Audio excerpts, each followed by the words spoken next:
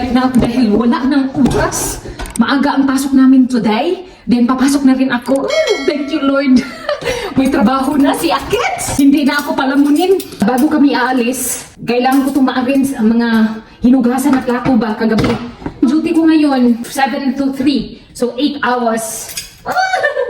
Excited much. At tignan natin kung ano kalalabasan mamaya. I-inform ko kayo. Alam ko, walang marunong mag-English doon.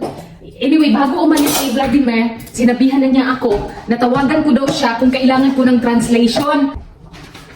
May nasulat naman ako dito, ay ano yung dapat kong itanong, ay saan nakalagay yung mga kagamitan para panglinis, nurse ng kindergarten.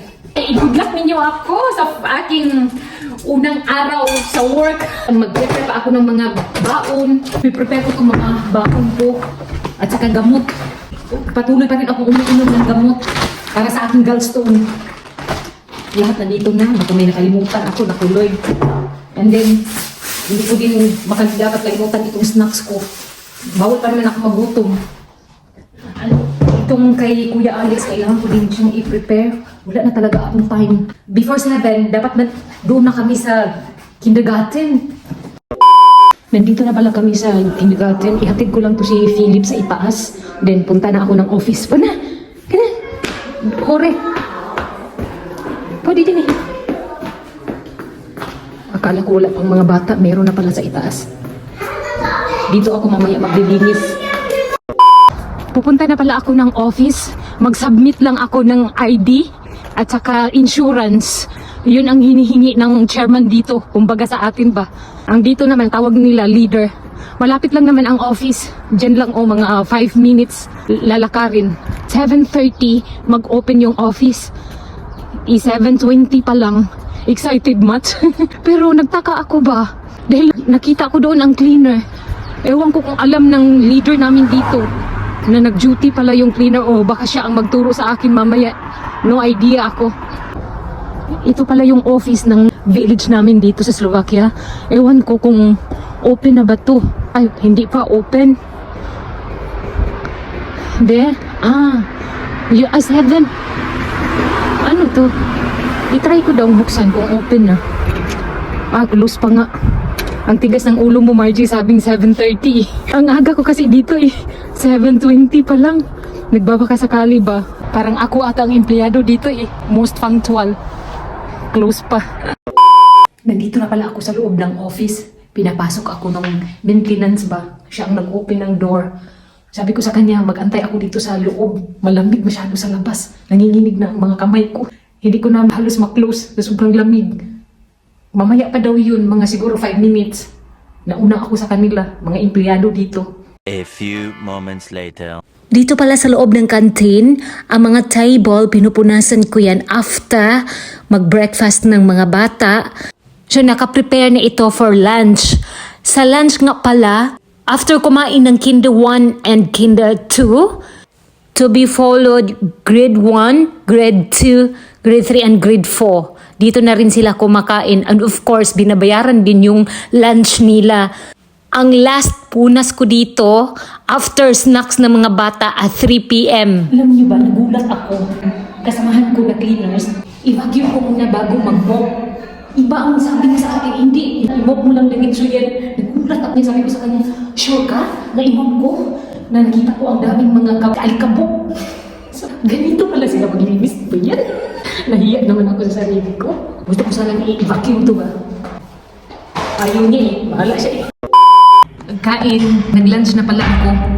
Sobrang gutom ko na ba? Sinabi ko talaga sa kasamahan ko na kain muna ako. Hindi ko na kaya, baka mabaliw ako. Buti sana kung baliw sa pag-ibig. Charot! Nakakatuwa. Ang daming ginagawa. Namiss ko na tuloy magtrabaho. Kaso lang hirap makipag-communicate nila. Kahit basic English, wala talaga. Itong kasama ko din naman, wala. Nahirapan din siya. Tignan nyo, bagong linis lang ako ha. Hindi pa pala sila tapos kumain. Bayan? Uy, alam nyo ba, mabuti na lang kamo kanina. Nagpa-remind si Kuya Alex sa akin na magdala daw ako ng shoes para dito sa loob. Which is tama naman siya. Kasi nga, ito para to siya sa labas. Ay, nako. Ala, hindi pala ito magkasya.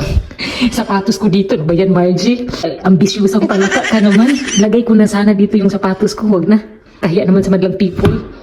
O, tignan nyo naman yan. Mamaya, magwawalis na naman ako. Pang-last na ito. Yung mga grade 1, grade 2, 3, and 4. Last na silang kumain ng lunch. Mamaya may snacks pa ata. Hindi ko alam. Basta bago ako uuwi mamaya ng bahay, linisan ko to ulit. Hindi ako napagod sa trabaho ko. Napagod ako sa kasamahan ko dito. Dahil hindi marunong mag-English. Kaya napasubo tuloy ako mag-Slovak. Pero okay na yun. At least naintindihan niya ako ba. Dahil ito ang pang-last ko ng iwalis dito. Pang-apat na ito ba. For sure, matanggal na to yung pinakamatandang alikabok. Ako pa naman nag-walis dito sa sulok-sulok. Napansin ko kanina, nung nagpunas na ako, ang daming alikabok. Nagulat ako. Sabi ko, ano to, parang walang cleaners ah.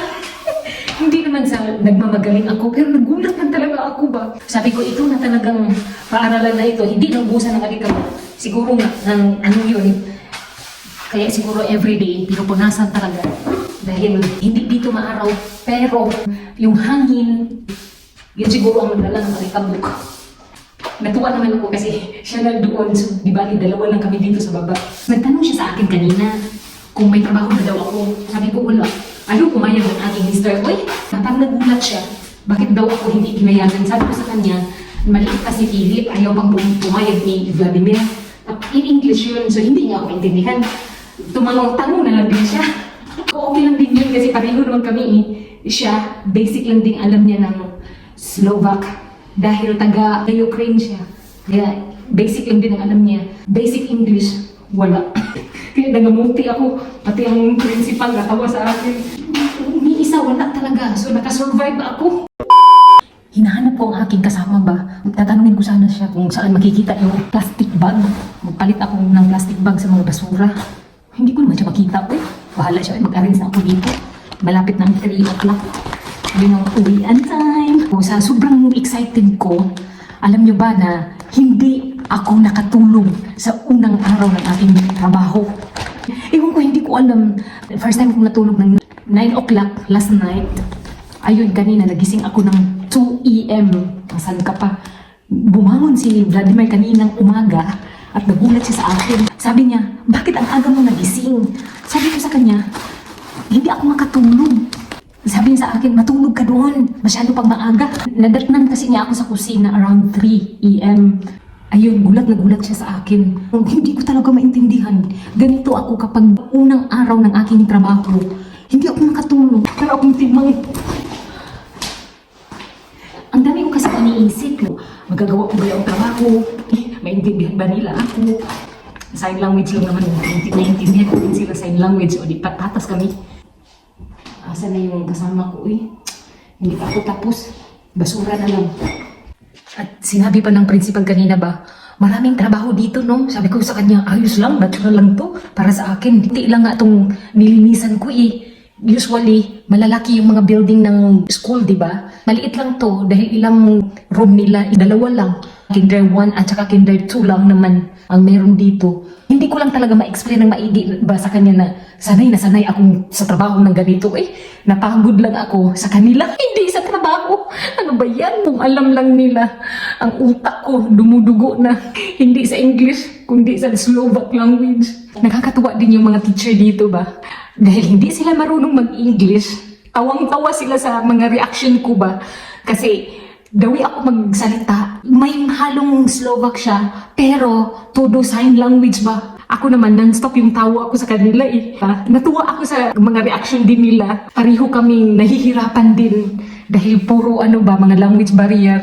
Ang paglilinis ko dito, hindi talaga siya permanent na trabaho ko. And sasabihin ko sa inyo, kapag tapos na. Anyway, ako lang naman ang kapalitan ng aking kasama dahil ang na-in-charge sa kitchen, 2 silang may sakit. So walang naiwan sa kitchen. Ang tagalinis dito, siya yung na-in-charge sa kitchen. Kaya ako ang pinalit dito na maglinis ng 5 araw lang.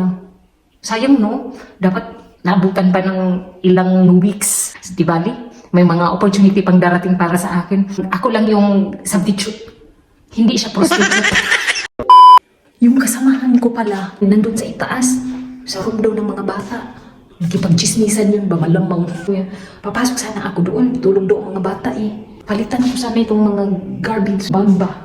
Para bukas, kunti na lang yung aking linisan. Hindi maubos yung alikabok. Ang sa akin lang ba, mag-less ang aking trabaho bukas. Alam niyo naman ako, sanay sa madali ang trabaho ba, gusto ko matapos ka agad eh. Relax. Makarelax naman ako.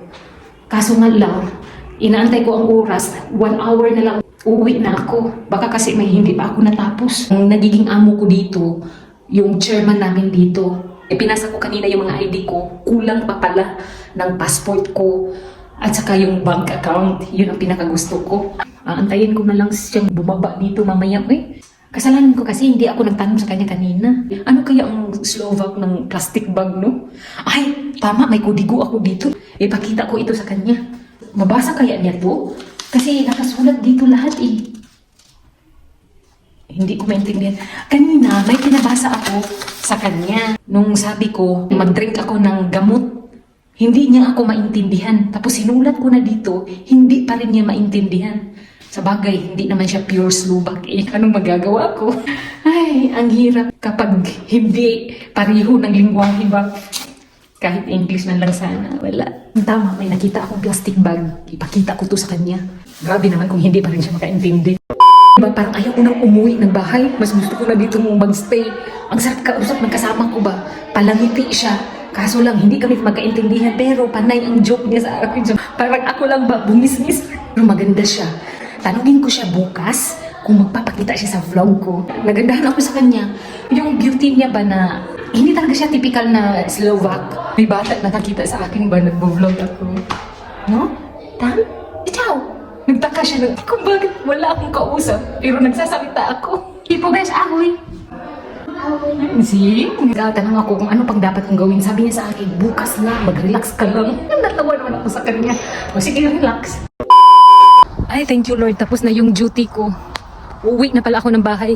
Thank you so much for watching. God bless and see you in our next vlog. Bye, guys!